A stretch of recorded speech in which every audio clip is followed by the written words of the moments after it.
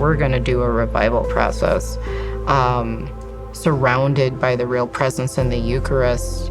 And these Protestant churches are like, yeah, we think this is actually real.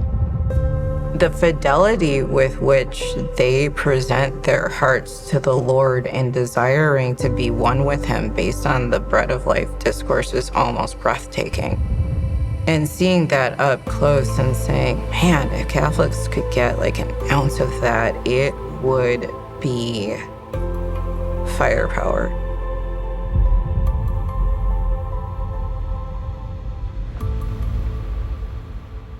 Hi, welcome back to Mac's Stories. So far, we've heard a story about the beauty and reverence of a Eucharistic procession and the responsibility of teaching your children to love Christ. Today, we'll hear from Danielle Brown, who's the director of the Ad Hoc Committee Against Racism at the USCCB. Hers is less of a story and more of an observation, but it helps create a sense of context for our world today. And it also shows that God, active in our world, is not something that's just relegated to the times of the Bible. Let's take a listen. The world is seeing a shaking that it hasn't quite seen. And people from age to age, they say stuff like that about the times that they're living in, but there are very specific marks of difference in what we're going through right now. And so one of the things that I'm very excited about is the possibility that the Lord is actually doing some of the things that are talked about in Revelation. Do I think the end times are coming like tomorrow? No. Would I be sad? Also no. I'm like, Lord, please come quickly. But I do think the Lord is doing a work. I think he's also doing a unifying work. The number of Christian communities that have taken significant steps towards the Catholic Church has been astounding. There is a crazy current running through a lot of evangelical Protestant churches. This was new to me. I'll admit I know very little about the happenings and the trends of our non-Catholic Christian brethren, but when I heard this, it sent a jolt up my spine. It gave me a sense of joy, a sense of hope that I don't really think I've ever experienced before. Because when you think about it, the unification of our churches, that's a big deal. That is one of the most exciting things that I've seen. And at the same time, people like Francis Chan were just, it's not fair to say obsessed because that sounds pejorative, but we're just enchanted by the idea of communion. And so they would preach like these entire, I want to say series, multiple Protestant preachers just preaching on the bread of life discourse. And they would stop just short. And a lot of these communions are stopping just short of just saying, I think the Catholics have it all right. Or they do say it, but, there are a number of different things that prevent them from, crossing the Rubicon, if you will, crossing the Tiber.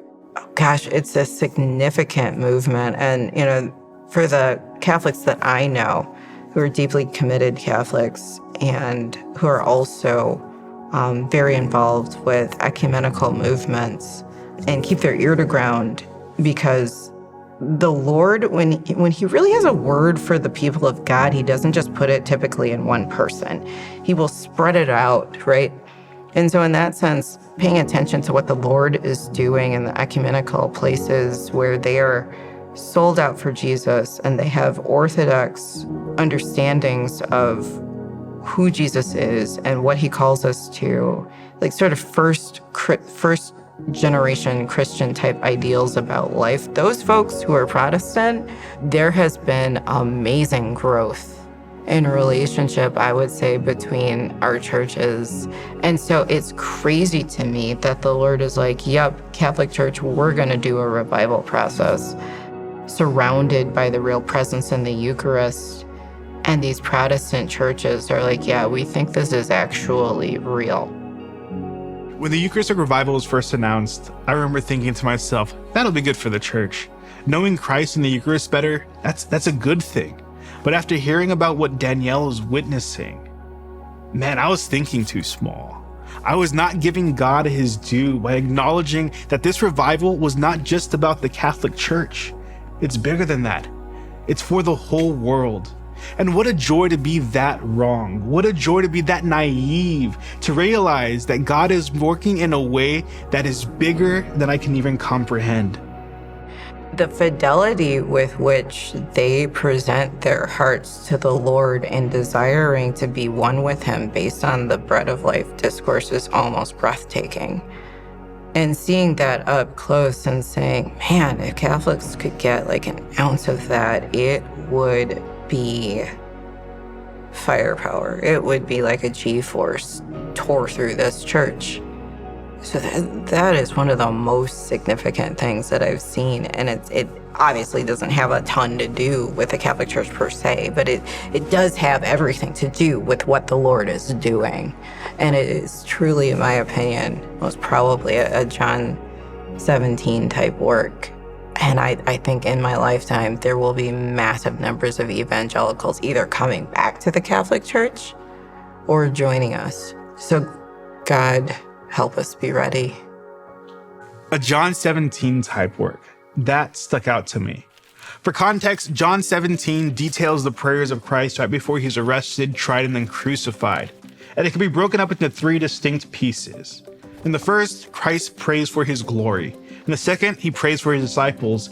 And in the third, I think that's what ties into what Danielle was saying. In the third section, he prays for all believers, saying, and I'm going to read this from the thing so I don't get it wrong.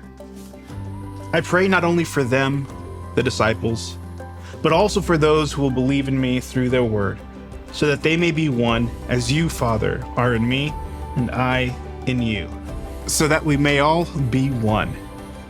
And that's where I want to leave you today, to ponder that question, to reflect on it, to pray on it, to see what that means for you and your own life. Next week, we'll have another video for you, but this one's going to be a little different. We'll be hearing from the perpetual pilgrims, the young men and women who traveled with Christ in the Eucharist across the United States. They'll be sharing stories from the road about how Christ is at work and changing lives. But before you go, make sure you like this video, subscribe if you haven't already, and hit the bell icon so you can be the first to know when we post new videos. I'm Darnell Miller, and you've been watching Max Stories. Peace.